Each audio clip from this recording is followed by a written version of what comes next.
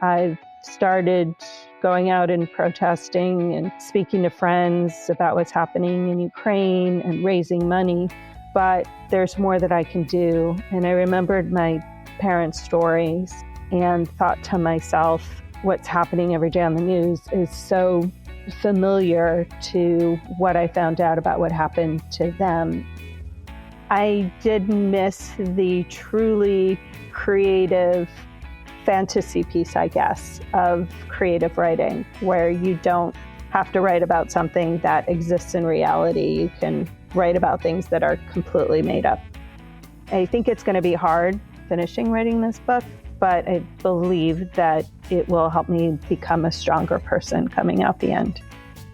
Hi, I'm Claire, founder of Creativity Found, a community for creative learners and educators, connecting adults who want to find a creative outlet with the artists and crafters who can help them do so, with workshops, courses, online events and kits. For this podcast, I chat with people who have found or refound their creativity as adults. We'll explore their childhood experiences of the arts, discuss how they came to the artistic practices they now love, and consider the barriers they may have experienced between the two. We'll also explore what it is that people value and gain from their newfound artistic pursuits, and how their creative lives enrich their practical, necessary, everyday lives. This time I'm chatting with Oksana Kukurudza. Hi Oksana, how are you? I'm very well, Claire. Thanks so much for having me today. You're very welcome. Start by telling me, please, how you are currently tapping into your creativity. Sure. I'm finding a number of ways. And so from my work, I typically haven't done a lot of creative things. So I started out in public accounting after university. I studied accounting and finance and went to business school. And then I went on to management consulting for one of the large technology and consulting firms globally. So there wasn't, too much creativity in there. It's as creative as you could be with PowerPoint decks, we'll just say. However, I have been tapping into writing recently. And so I'm in the process of writing a book, as well as I've been writing a number of articles for a blogging platform called Medium. And I've been doing a number of podcasts to both publicize the creative writing that I've been doing and to gain attention to the world about what's going on in Ukraine and how there are so many experiences or events happening in Ukraine today that are eerily familiar with what we went through before and during World War II. Crikey, yes. That's a lot to already think about. I know. Before we've even started. So obviously I've spoken to you before, so I know about the book that you're in the process of writing, and I know that that is in the forefront of your mind with everything that's going on in the real world right now. So can you tell me just a little bit about the subject matter of the book, and then we'll come back a bit more to your life story? Sure, absolutely. Sorry for giving you so much straight away to think about. So the book is called Sunflowers Bend But Rarely Break. I've completed about 50% of it only because I'm in the process of rewriting it now that I'm working with a book agent, which is exciting news. And she really wanted me to focus on an area of my parents' life. And my parents were born and raised prior to World War II in Western Ukraine, which at that time was a part of Poland. And they witnessed and survived World War II, living and working in Germany. And so the book is specifically about their time as forced laborers in Nazi Germany during World War II, and their very individual experiences because they weren't married at the time. They were young and single people. My mother was 17 in 1941, and my father was 20 in 1941, when the Germans were either using propaganda to incite Slavs to come to Eastern Germany or come to Germany willingly for work, or they were just outright deporting them or kidnapping them. Goodness me. And how much did you know about this in your parents' lives before you started researching for the book? So we always knew that my parents worked in Germany during World War II. They both talked about it. My father really didn't talk about it. I shouldn't say that, but he admitted that he worked in Germany, and that's during the war, and that's how he ended up meeting and marrying my mother. My mother spoke about it a little bit more. She talked about how she went to Nazi Germany because there were no jobs and people were starving in her towns and villages within Western Ukraine. And so she really had no choice. And she went to have a better life for herself, she thought at the time, and to help out her family in Ukraine. And she talked about the harsh conditions that she endured while working there. It wasn't because she said she was forced labor and she had to be there and she was under lock and key, but it was more how that's just how people were treated back then in Nazi Germany. And there really weren't any alternatives for her. So there was a little bit of, I don't want to say rose colored glasses because I don't think that's what she was recalling. I think she was trying to hide the more difficult parts and the larger horrors and traumas from her children. And that's why she didn't go into as much depth as I have found out during my research. Yeah. When you were younger then, and you've already touched on your career in accountants, in consultants, in business, in that whole world. So when you were a child, were you creatively encouraged, and did you have a plan of what you wanted to do when you grew up, in inverted commas? Sure. So, my mother was always very fond of books and reading, mainly newspapers, though, because when she was very young, her father and her stepmother pulled her out of school. She was about 7, so she was in 3rd grade. And for her, it was the greatest tragedy of her life that she couldn't get a good education. And so she always focused on education for her children. And my oldest sister, I'm the youngest of 12. For those in your audience, I haven't gotten that too. For my oldest sister, she had quite a bit of influence over me and helped to raise me. And she was very prolific at reading as well, very much into books. And so I grew up with this mindset of, you can have so many adventures through books. And so I did a lot of reading when I was young, which then led into creative writing. And so I actually wrote my first book when I was in 2nd grade. And then I wrote another one when I was in 3rd grade. And the first one was just filled with creative fairy tales. So I basically did an anthology of about 10 different chapters of made up fairy tales. And then, yeah. And then as I grew older, even in high school, I really enjoyed essay writing and, English composition and creative writing throughout high school.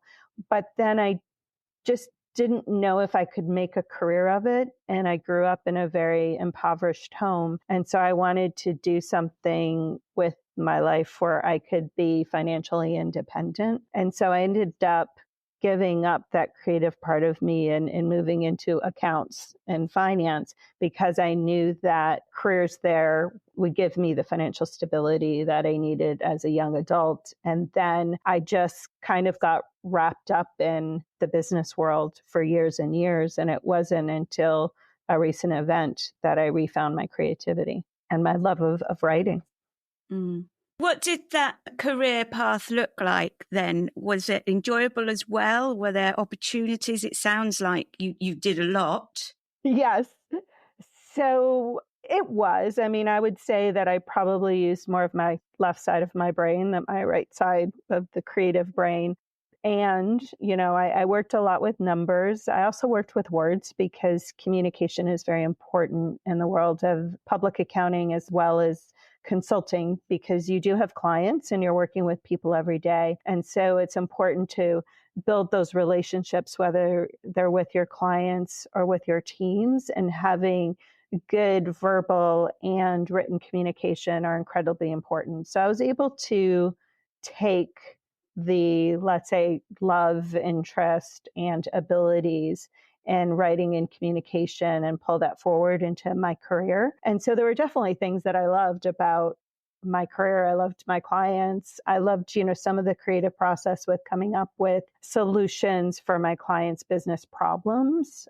However, I did miss the truly creative fantasy piece, I guess, of creative writing, where you don't have to write about something that exists in reality. You can write about things that are completely made up and people read them and are excited by them.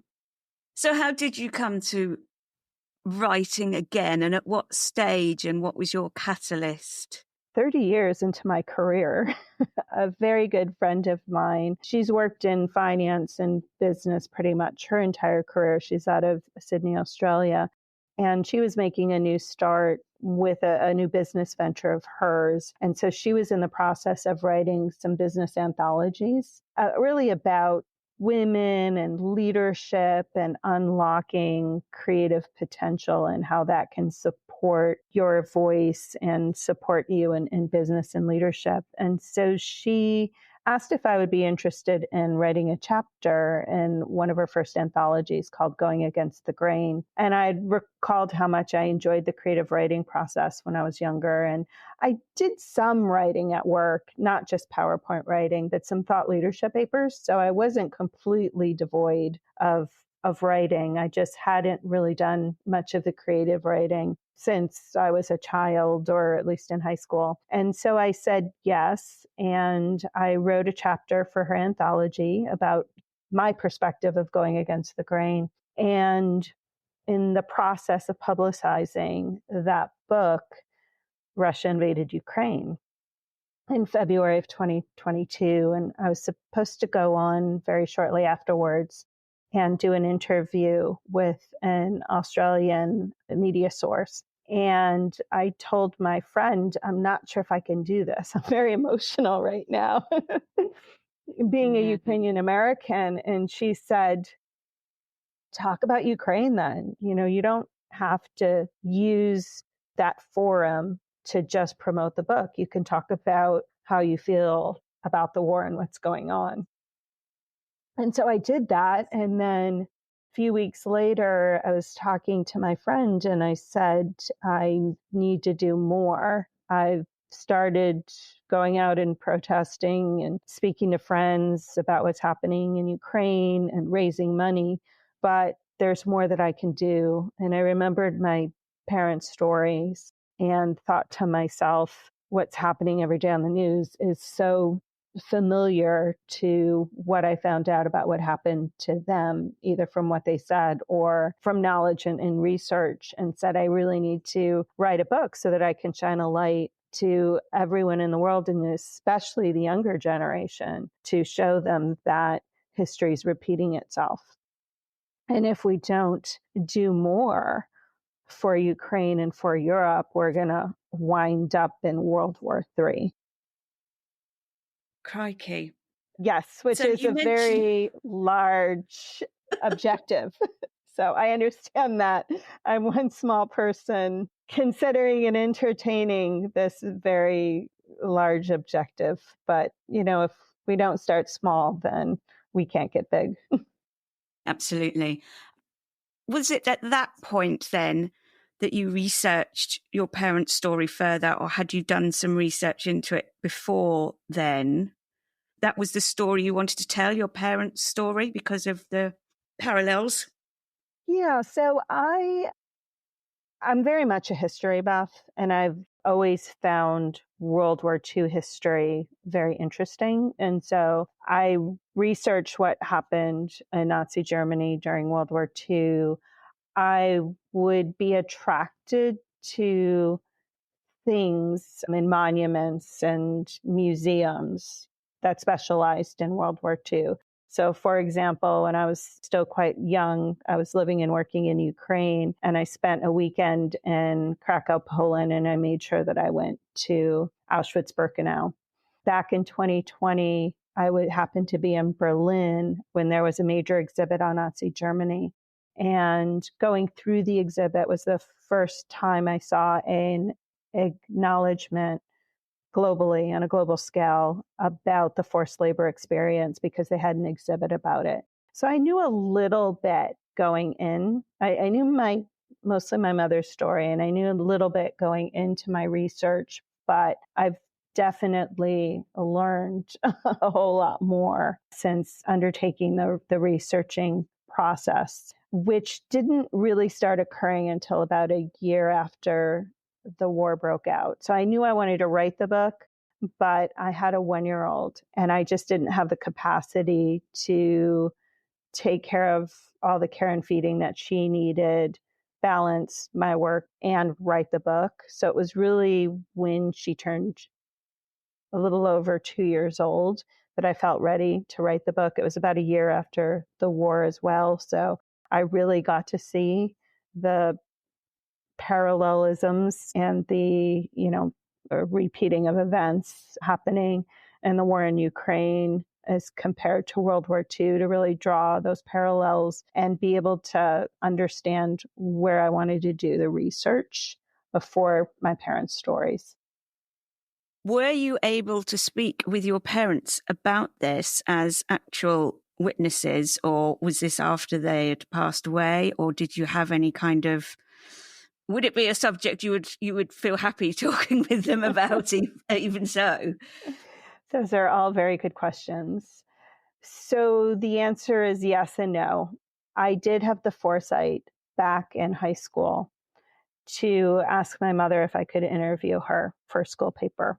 And it was actually for college entrance exams. I think I used it for a school paper as well as I submitted it for college entrance. And I still can't believe she said yes, especially with everything that I know now. And she spent a couple hours with me interviewing her about her experience. And it was interesting, Claire, because I didn't do it because I wanted to learn more about the forced labor experience, because back in 1989, no one even acknowledged that there was a forced labor experience. I mean, that really didn't happen from Germany until the late 1990s, early 2000s. So this was, way before that.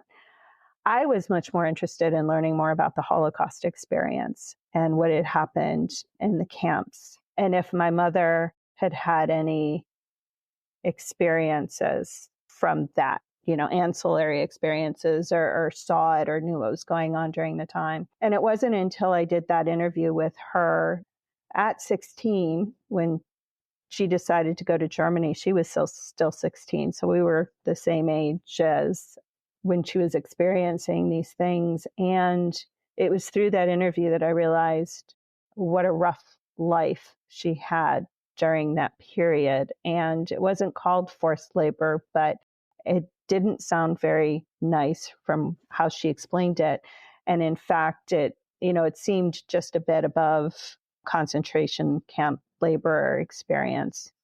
And that paper was lost to me for years and years. And so when I started writing the book, or I had the secondary research, but I didn't have my mother's full story. I just had little remnants of maybe what she told me, but it wasn't cohesive. And so the first draft of writing it, there were definitely things I got wrong and definitely things that I got right. But then fortuitously, my sister found the old paper from 1989.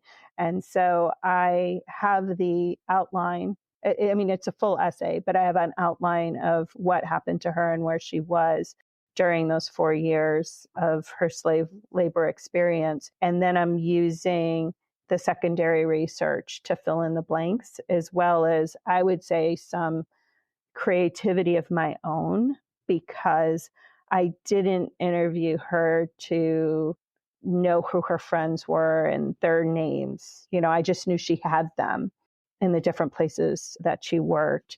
And I know what happened to her, but I don't know necessarily how she reacted to things or what she said. And so what I want to do with this book is I don't want to just make it the stuffy historical account.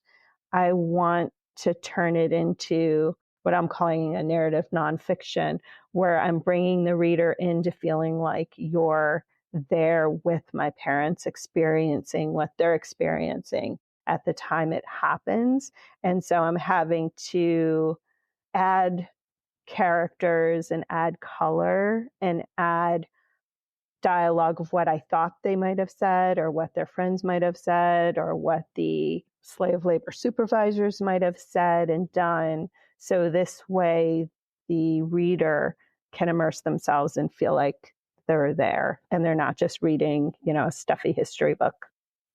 Yeah, completely understand. So I see now that there is a mix of the creative process and the creative result, but also factual, researched information as well. So what I normally speak with my guests about is what a lovely time they're having doing their creative thing, because it makes them feel lovely. Now, Yes. the reason I'm kind of like a bit on the fence on this one about that is that it strikes me that the subject matter and the research that you're doing might not be making you feel lovely in the creative thing. So how are you kind of balancing the creative process and the possibly rather grim, painful subject matter? And are you coping with that and managing it? So far, I am. The book isn't finished yet, so I can't, completely say how I'm going to feel without giving away some of the bombshells in the book. There are some secrets about my mother that I found out through my secondary research that have been a very emotional journey for me.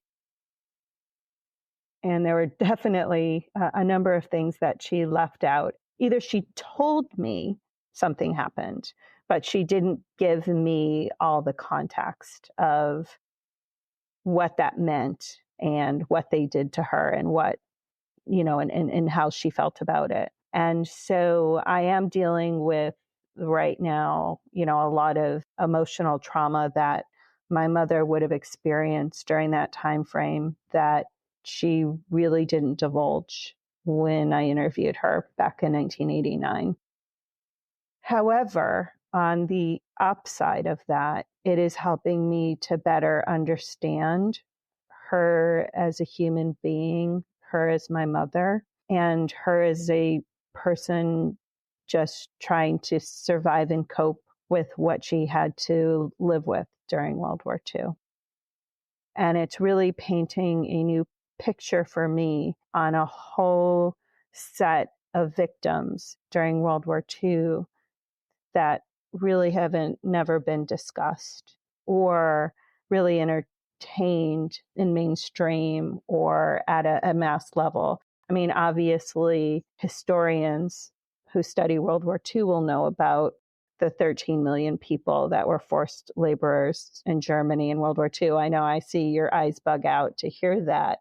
They came from both Western Europe and Eastern Europe, but over 6 million of them came from Eastern Europe, Slavic countries like Poland and at the time, the Soviet Union and the Baltics. And they were treated as subhumans. So they were considered just that one class above Jews and Roma. So they were next on the list for extermination after the Nazis had finished using them as forced labor in which they really didn't get paid.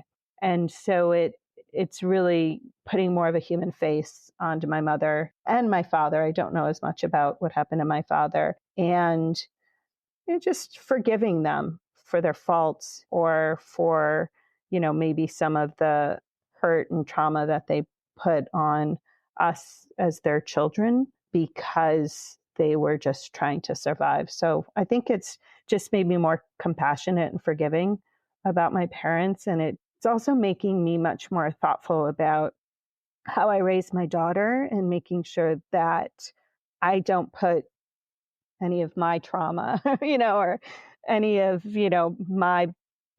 my bad luggage onto her. And so I think it's going to be hard finishing writing this book, but I believe that it will help me become a stronger person coming out the end. Wow, that's brilliant. You're very much involved in this particular book right now, but Mm-hmm. you're obviously relishing doing the creative writing and getting back to that creative writing that you liked as a child. I'm waiting for the fantasy, actually. Let's have the fairy tales. Let's get those back out in the future. But when everything with this book is come to a point of completion for you, have you had any thoughts about continuing to write in the future or maybe something else? I have. I have a few ideas. So since this book will be focused on the forced labor experience of my parents, and they will not have even gotten together by the end of the book, there's always the opportunity for a sequel because pretty confident that once readers get to meet these characters in the first book, they're going to want to know what happens next. So I really do see a serial opportunity here.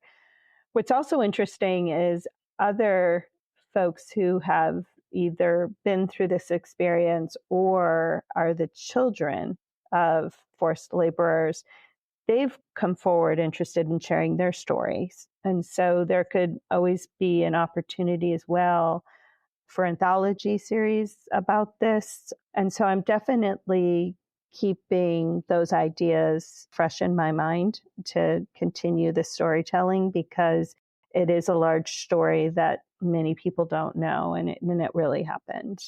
I'm also in this process learning about how companies were so complicit during World War II in working with Nazi Germany in use of concentration camp and forced laborers, and how the world hasn't changed that much as companies, I feel, are too focused on profits over people and ethics, and how I could use this voice of what happened to my parents because there were large corporations that were the ones holding them captive as laborers, and treating them as subhumans, that there's a responsibility for companies, even if they're not human, they're run by humans, to be more socially responsible in our society and to provide back to our society more than profits. And to think about things like how are we using people in impoverished countries? Are we giving them a living wage? Are we taking advantage of undocumented workers? I believe that there's a bigger story to tell here, even than the story of forced labor during World War II or the war in Ukraine, and helping companies to be more socially responsible. And that's something where I could pair my creativity and my creative writing with my business background to help companies. Yeah, perfect. As you've already said, you've got the parallels with Ukraine, but also with a labour market and things, going on currently. That's so good. One of the ways, Claire, that I see, coming full circle with corporate social responsibility and what's happening in the war in Ukraine is that I firmly believe that Ukraine will win this war because Europe can't survive without Ukraine winning this war. So I do believe that the US and Europe and the UK will continue to come to the aid of Ukraine to support them. But we all need to think about not just winning this war, but how to rebuild Ukraine into a flourishing democracy. And that's where I see the need for companies with strong social responsibility to be the rebuilders in Ukraine, because I want to be part of that rebuilding process. And it's only ethical companies and ethical NGOs and governments who can come in and help Ukraine not only rebuild, but eliminate the corruption that they have in the country. And so these companies really need to think not just about profits, but coming in and helping rebuild Ukraine for the Ukrainian people and to make their lives better going forward. And so how I've been connecting all these dots is the creative writing bits, the starting to look to companies that I can start working with from a social responsibility point of view, and then focusing on advocacy, which means calling my senators and representatives to vote for Ukraine aid bills. It means going down to DC with other Ukrainian advocacy groups and individuals and advocating for Ukraine on Capitol Hill. And as you know, we recently were able to see a huge $61 billion Ukraine aid bill pass. And that all happened a week after I was personally down in DC with 500 other people advocating for Ukraine. So this is definitely, for me, this creative writing process is in the center, but it's driving so many different ways for me to contribute to society through writing, through my business knowledge, and through advocacy to support Ukraine, help companies become more socially responsible, and hopefully make this world a little bit of a better place to live in day and day. Thank you. How can people, with that in mind, both from an advocacy point of view, from a book point of view, how can people connect with you? And also feel free to give me any other information of groups that if people are, wanting to help out more with the actual Ukraine side of things, that they can contact as well. Sure. So I mainly know for the United States audience. I know your audience is global. In the United States, there's the American Coalition for Ukraine. That's the group that I'm a part of that does the advocacy in DC. There are a number of great organizations in the US that also support Ukraine, from Razum for Ukraine is a big one, United 24. So there's a number of those. Just calling, your members of parliament to continue supporting Ukraine if you're British, or French parliamentary members, or your House of Representative members and senators to continue supporting Ukraine certainly helps. And then how people can get in touch with me if they're interested. I do have a book landing page called sunflowersrarelybreak.com, where they can download a first chapter of the book. They can also follow me on Medium. I'm at Oksana Kukurudza, so it's very easy to find me. But I'm called Oksana Kukurudza Rarely Break, or Sunflowers Rarely Break. I'm also on Facebook, LinkedIn, and Instagram. And my name is not very common, so people can definitely connect with me there as well. Brilliant. Thank you so much for speaking with me today. Thank you so much, Claire, for having me. I appreciate it. You're very welcome. Thanks so much for listening to Creativity Found. I hope you enjoyed this episode and gained some value from it. If you did, perhaps you'd like to contribute a small monetary sign of appreciation, either by becoming a regular supporter from as little as $3 per month, using the link in the show notes, or if you're listening on a value for value enabled app, such as Fountain, TrueFans, or Podverse, feel free to send a few sats my way. I also occasionally promote products that I personally use, so please use the affiliate link where relevant if you are buying from those fine companies. Thanks so much, I really appreciate it.